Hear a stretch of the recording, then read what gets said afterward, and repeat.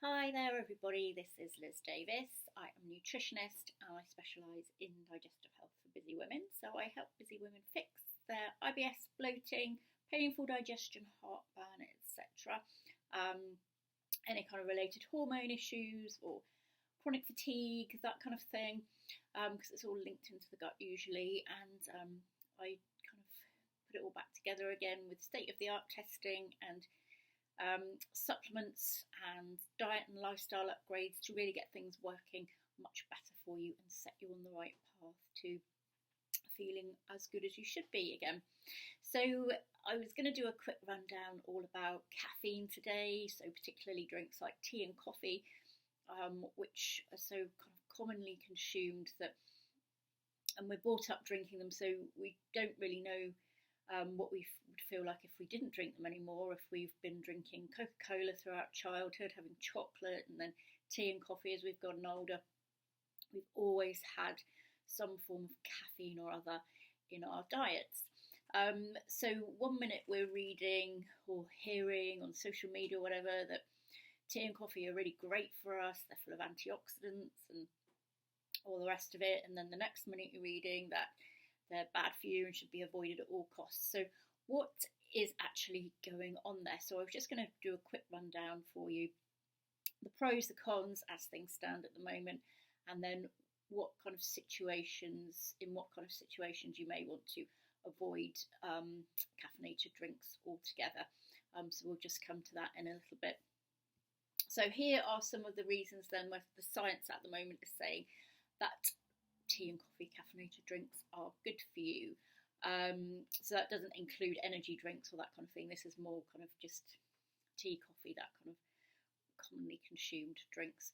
So first of all then, they seem to produce longevity. So if you are a regular coffee drinker, then it's been scientifically proven that you have just a general lower risk of death. So that's always a good thing.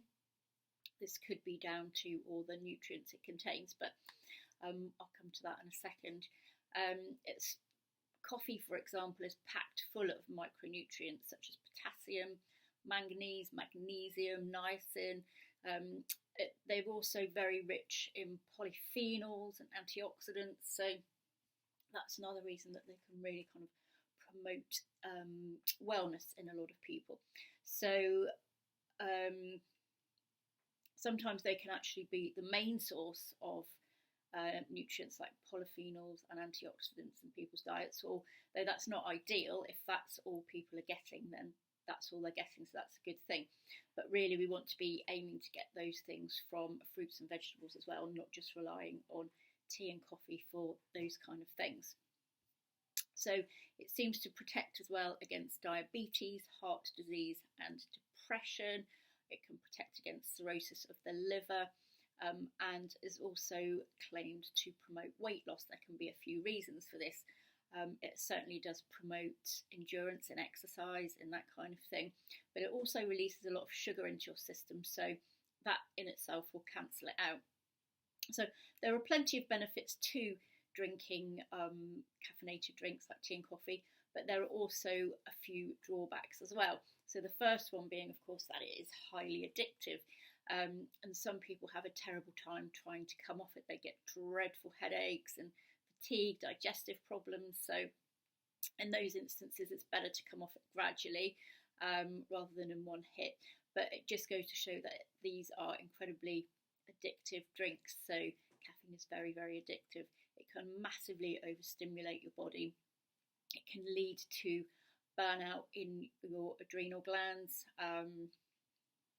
Your system again just gets flooded with glucose all the time, so you're in this kind of permanent fight or flight state, and that state is designed to get you running from lions and tigers and that kind of thing, not sitting at your desk guzzling coffee. So your system's getting flooded with glucose, so of course this isn't going to do you any good, particularly if you've got anything like candida, that kind of thing, where sugar is going to massively kind of aggravate that situation. So the next one is how does it affect your digestion? So Particularly coffee does act as a real laxative, so if you've got IBS, that is not going to really help you very much at all.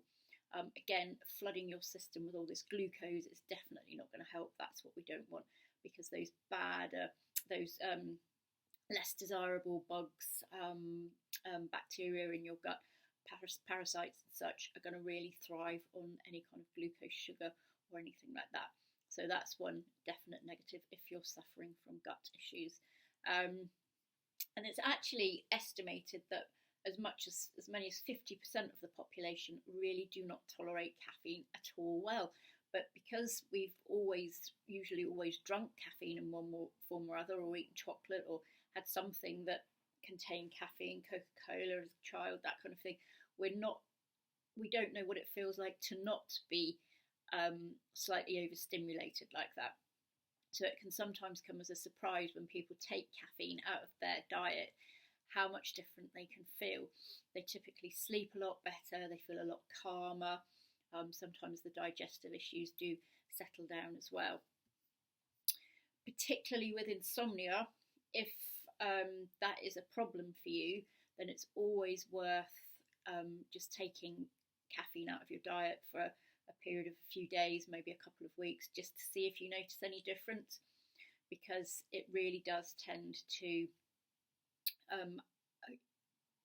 either stop you falling asleep or then keep you waking up at night.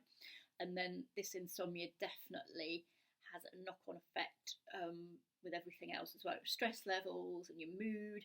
Caffeine is well known for making people feel grumpy and anxious, as well as sort of alert and stimulated. So for some people it works really well, for some people it doesn't.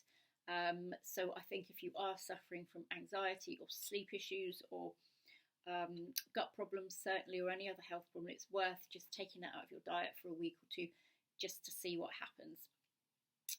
It does sort of feel a bit torturous because we do associate it with like sitting down having a nice cup of tea as kind of relaxing and all that kind of thing, and it's a bit of a treat, but it's always worth just having a go just to see if it does affect you adversely.